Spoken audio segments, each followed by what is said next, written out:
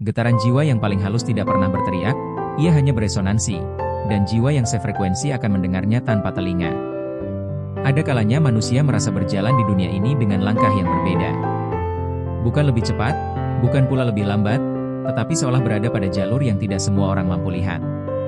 Di tengah hiruk-pikuk kehidupan Nusantara yang penuh warna, tradisi, doa, dan sejarah batin yang panjang, hadir individu-individu yang tidak merasa asing dengan kesunyian. Mereka tidak selalu menonjol, tidak pula gemar menunjukkan diri, namun keberadaannya seringkali terasa. Bukan oleh mata, melainkan oleh rasa. Jiwa terpilih Nusantara bukanlah gelar, bukan pula status yang perlu diumumkan. Ia lebih menyerupai panggilan sunyi yang tumbuh dari dalam, sebuah getaran halus yang bekerja tanpa perlu penjelasan panjang.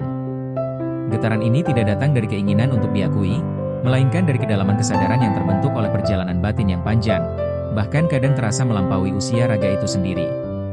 Banyak yang tidak menyadari sejak awal, namun perlahan hidup mempertemukan mereka dengan tanda-tanda yang berulang. Getaran halus itu tidak memilih waktu atau tempat. Ia bisa hadir ketika seseorang sedang duduk diam setelah sholat, ketika menatap senja di ufuk barat, atau bahkan di tengah kesibukan dunia yang tampak biasa saja.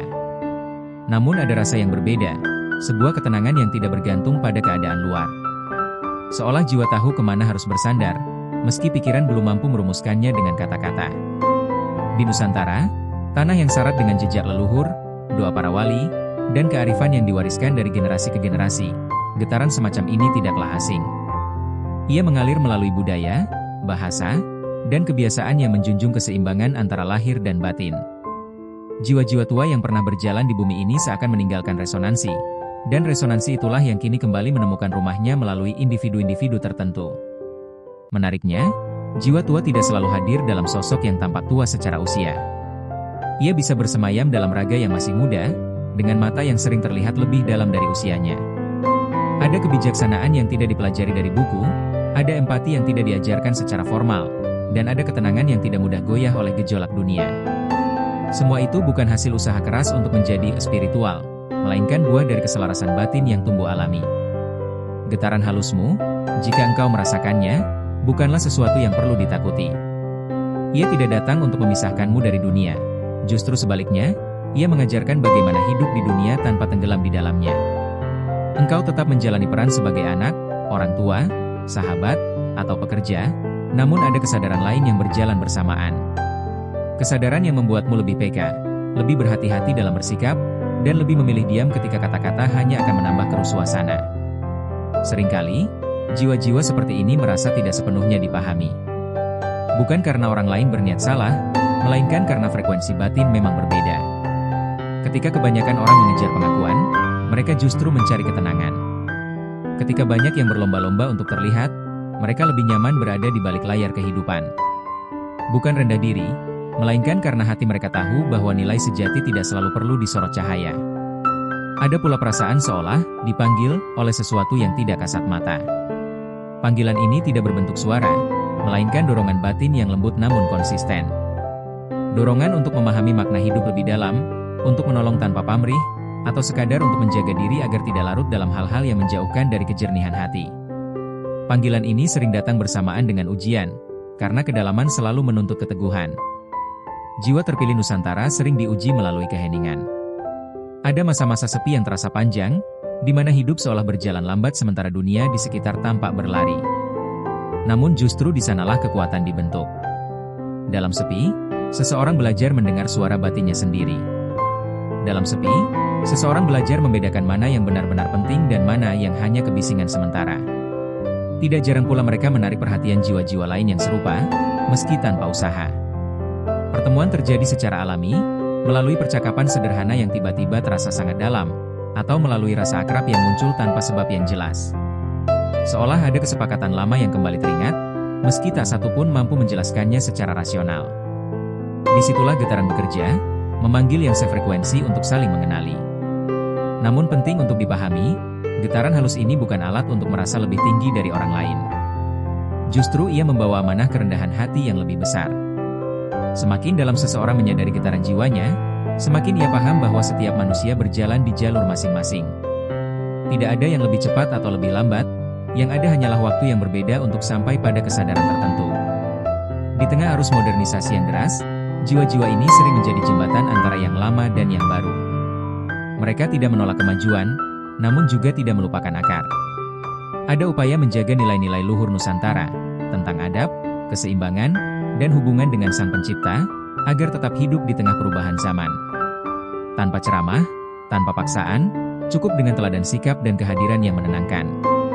Getaran halusmu, bila engkau merasakannya, bisa jadi sedang bekerja lebih luas dari yang engkau sadari. Ia mungkin sedang menguatkan seseorang dari jauh, mengingatkan jiwa lain akan rumah batinnya, atau sekadar menjadi penyeimbang di lingkungan yang penuh kegelisahan. Tidak semua peran harus terlihat besar di mata manusia, karena nilai sejati seringkali tercatat rapi di sisi yang Maha Mengetahui. Ada keindahan tersendiri dalam menjalani hidup dengan kesadaran semacam ini. Hidup tidak lagi semata tentang pencapaian lahiriah, tetapi tentang bagaimana hati tetap jujur, bersih, dan selaras. Tentang bagaimana langkah tetap rendah meski pandangan mampu menembus lebih jauh. Tentang bagaimana menjadi bagian dari Nusantara bukan hanya secara geografis, tetapi secara batiniah. Maka jika hari ini engkau merasa berbeda, merasa lebih peka, merasa sering ditarik pada perenungan yang dalam, jangan tergesa-gesa menilai dirimu aneh atau tidak wajar. Bisa jadi itu adalah bagian dari perjalanan jiwa yang telah lama berjalan, dan kini kembali diingatkan. Getaran halus itu tidak meminta pengakuan, ia hanya meminta kesetiaan pada nurani. Pada titik inilah, pembahasan tentang jiwa terpilih Nusantara menjadi penting untuk diselami dengan hati yang terbuka dan pikiran yang jernih. Bukan untuk memberi label, melainkan untuk memahami. Bukan untuk membandingkan, melainkan untuk menyadari. Karena di balik setiap getaran, selalu ada hikmah yang menunggu untuk dikenali. Mari kita melangkah lebih dalam dengan tenang. Setelah pembuka ini, kita akan mulai membahas 7 hal penting yang sering menjadi tanda, perjalanan, dan pelajaran bagi jiwa-jiwa yang dipanggil oleh getaran halus tersebut, agar pemahaman kita tidak berhenti dirasa, tetapi juga tumbuh dalam kebijaksanaan. 1. Getaran halus yang bekerja tanpa disadari. Pada jiwa-jiwa tertentu, getaran batin tidak muncul sebagai sesuatu yang dramatis atau mencolok. Ia justru hadir sangat halus, hampir tidak terdeteksi oleh logika, namun konsisten dirasakan oleh hati. Getaran ini bekerja tanpa disengaja, tanpa niat untuk mempengaruhi, dan tanpa keinginan untuk dikenal. Seseorang bisa saja hanya duduk diam, berbicara seperlunya, atau menjalani aktivitas harian seperti orang lain pada umumnya, tetapi kehadirannya meninggalkan kesan yang sulit dijelaskan. Ada rasa teduh, ada ketenangan, atau bahkan rasa terpanggil pada orang-orang tertentu yang berada di sekitarnya. Getaran halus ini bukan hasil latihan instan atau pencitraan spiritual. Ia terbentuk dari kedalaman jiwa yang telah lama belajar tentang keheningan, kesabaran, dan penerimaan. Jiwa seperti ini biasanya telah melewati banyak fase hidup yang membentuk ketajaman rasa, kekecewaan, kehilangan, kesendirian, dan proses memahami diri sendiri. Semua pengalaman itu tidak membuatnya keras, justru menjadikannya lembut namun kuat. Lembut dalam sikap, kuat dalam prinsip batin. Menariknya, pemilik getaran ini seringkali tidak menyadari sepenuhnya dampak kehadirannya. Mereka tidak merasa sedang memberi pengaruh, namun orang lain bisa merasa nyaman hanya dengan berada di dekatnya. Ada yang tiba-tiba ingin bercerita, ada yang merasa tenang tanpa tahu sebabnya, bahkan ada yang merasa seolah sedang bercermin dengan dirinya sendiri. Getaran ini bekerja seperti resonansi alam, hanya jiwa yang sefrekuensi yang akan menangkapnya.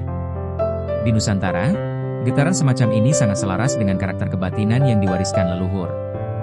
Kearifan lokal mengajarkan bahwa kekuatan sejati tidak selalu keras, dan kedalaman tidak selalu ribut. Maka jiwa-jiwa dengan getaran halus sering menjadi penyeimbang di tengah lingkungan yang penuh tekanan. Mereka tidak menggurui, tidak mendominasi, namun keberadaannya membawa efek menenangkan yang nyata. 2. Daya tarik alami terhadap jiwa-jiwa tua. Salah satu ciri yang paling sering muncul adalah kecenderungan jiwa-jiwa tua untuk saling menemukan.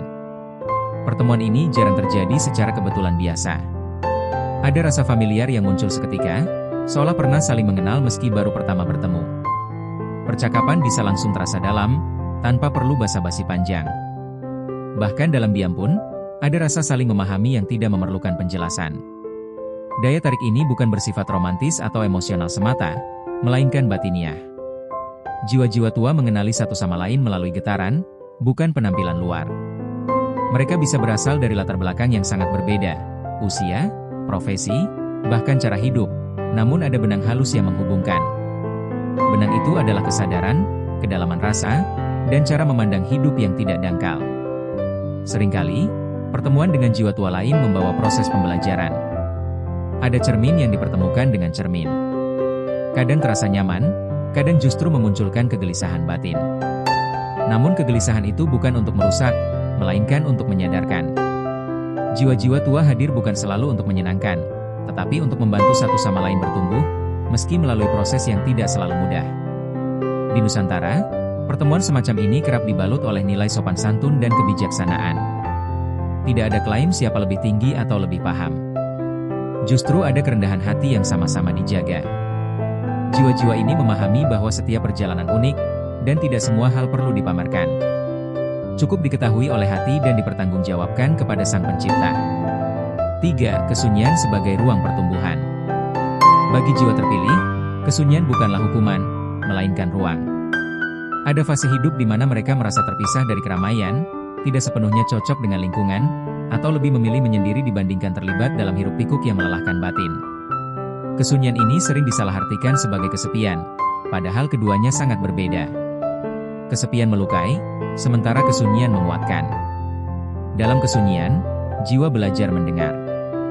Bukan suara luar, tetapi suara batin yang sering tertutup oleh kebisingan dunia.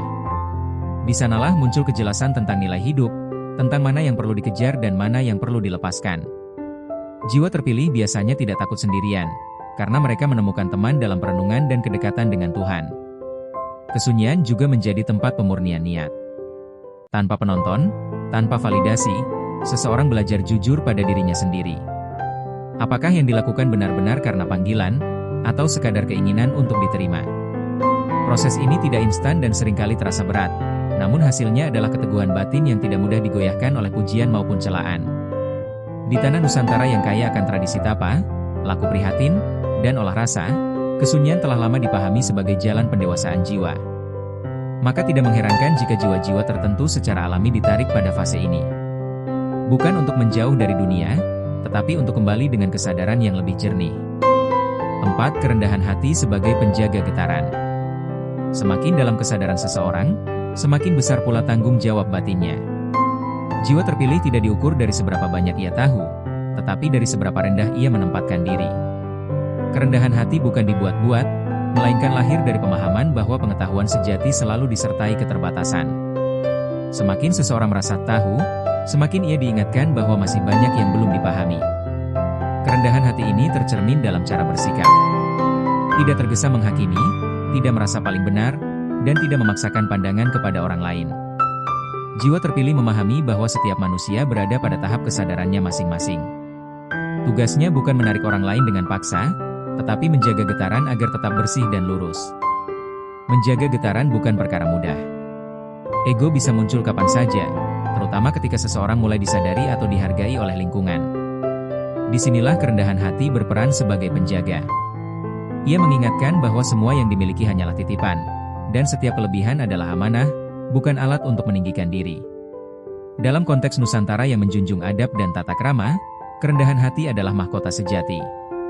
Jiwa terpilih tidak perlu pengakuan besar, karena ketenangan batin sudah menjadi ganjarannya. Ia berjalan pelan, namun pasti. Tidak mencolok, namun bermakna. Dan dalam diamnya, getaran halus itu terus bekerja, memanggil jiwa-jiwa yang siap untuk saling mengenali dan bertumbuh. 5. Kepekaan batin yang tajam namun terkendali. Pada tahap ini, jiwa terpilih biasanya dianugerahi kepekaan batin yang semakin halus. Kepekaan ini bukan sekadar perasaan sensitif yang mudah tersinggung, melainkan kemampuan membaca suasana, menangkap makna tersembunyi di balik sikap manusia, serta merasakan perubahan energi di sekitarnya. Ia bisa merasakan ketika sebuah niat tidak tulus, ketika sebuah ucapan tidak sejalan dengan isi hati, atau ketika suatu keadaan menyimpan kegelisahan yang belum terucap. Namun yang membedakan jiwa terpilih dengan mereka yang sekadar sensitif adalah pengendalian diri. Kepekaan ini tidak digunakan untuk menghakimi, apalagi untuk merasa lebih unggul. Justru sebaliknya, ia menjadi alat untuk bersikap lebih bijak. Jiwa terpilih belajar kapan harus berbicara dan kapan harus diam. Ia memahami bahwa tidak semua kebenaran perlu diucapkan, dan tidak semua yang dirasakan perlu direspons. Ada kebijaksanaan dalam menahan diri, karena ia tahu bahwa kata-kata bisa menjadi obat, tetapi juga bisa menjadi luka.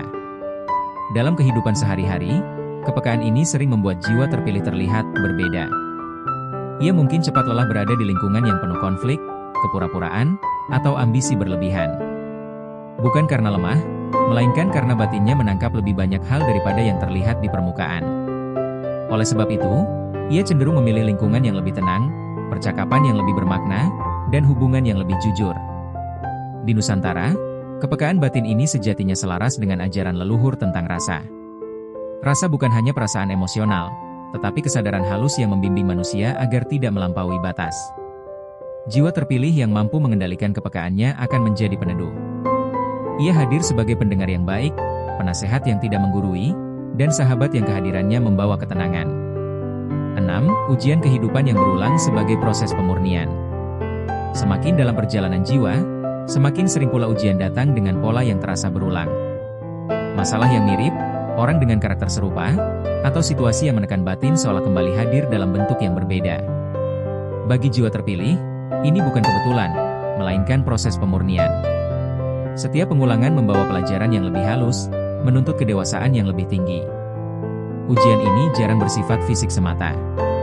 Lebih sering ia menyentuh ranah batin, keikhlasan, kesabaran, kejujuran pada diri sendiri, dan kemampuan melepaskan. Ada kalanya jiwa terpilih harus belajar menerima ketidakadilan tanpa membalas, atau kehilangan tanpa menyimpan dendam. Proses ini terasa berat, bahkan kadang menyakitkan, namun disitulah kekuatan sejati dibentuk. Yang menarik, seiring berjalannya waktu, cara jiwa terpilih merespons ujian pun berubah. Jika dahulu ia mungkin melawan atau mempertanyakan dengan emosi, kini ia lebih memilih merenung. Bukan pasrah tanpa usaha, melainkan menerima dengan kesadaran bahwa setiap kejadian membawa pesan. Kesadaran inilah yang membuat jiwanya semakin matang dan tidak mudah terguncang. Dalam konteks Nusantara yang syarat dengan nilai spiritual, ujian sering dipahami sebagai sarana ngasah batin. Semakin halus batin seseorang, semakin detail pula ujian yang datang.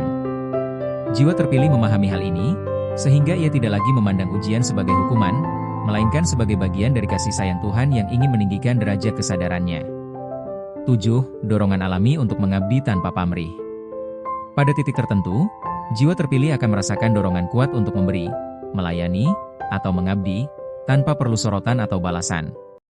Dorongan ini tidak selalu berbentuk pengabdian besar yang terlihat oleh banyak orang. Kadang ia hadir dalam bentuk sederhana, mendengarkan dengan tulus, membantu tanpa diumumkan, atau mendoakan dalam diam. Namun nilai batinnya sangat besar. Pengabdian ini lahir dari rasa cukup. Jiwa terpilih tidak lagi merasa harus membuktikan diri. Ia memberi karena hatinya penuh, bukan karena ingin dipuji. Bahkan seringkali ia merasa lebih bahagia ketika kebaikannya tidak diketahui. Ada kepuasan batin yang tidak bisa dibeli oleh pengakuan dunia. Namun jalan pengabdian ini juga tidak lepas dari ujian.